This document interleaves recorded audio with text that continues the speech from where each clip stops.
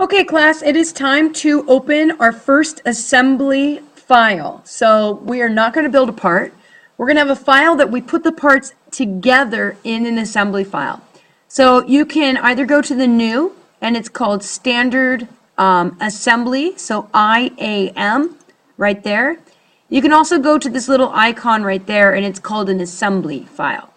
So here we have opening an assembly file, and we need to get the parts that we made in our assembly practice folder on the desktop into this file. So we're going to use this place button. We're going to place those parts into this screen right here. So I'm going to click place, and then it's going to show me a browser window. I'm going to browse. I got to navigate to the right spot. It usually opens up in documents. So you want to navigate to the desktop, or in documents if that's where you made your folder, but desktop is best.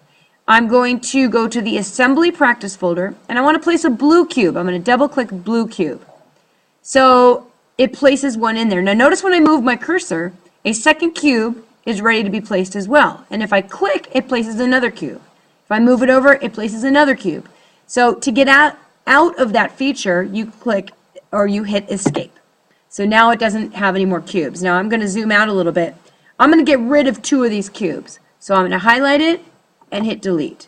I'm going to highlight it, hit delete. So now I have one blue cube. I want you to place another cube in here as well. I want you to place a red cube. And open. And now I'm going to place one red cube. And to get out of that tool, you hit escape.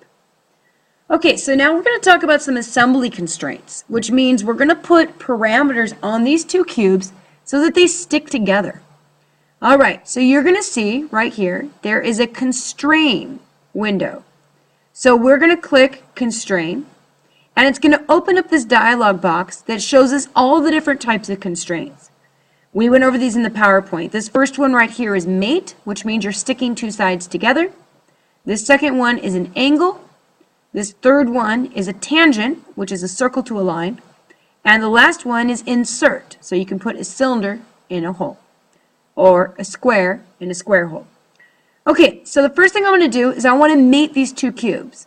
So I'm going to click mate, which is all the way to the far left, and I'm going to take the top of this cube, and I want to mate it to the top of this cube. And notice what happens. It flips one of the cubes over, and it mates it together, and I'm going to click apply. Now, I'm going to close this dialog box. What you'll notice is it can still move.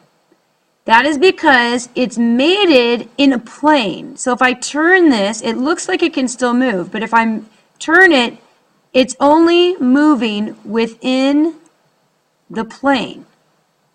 Okay? It's kind of hard to tell. But if we put another constraint on it, which is called flush, which means two sides will be up against each other, I'm going to hit constrain.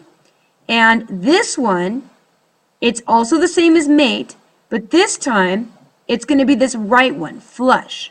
We had hit the mate before. We're going to do flush. It's to the right. And I want to flush this side to that side. And you will see now that I'm going to hit apply, that I can move it up and down, but I can't move, but I can't move it, I can't move it side to side. I can only move it up and down.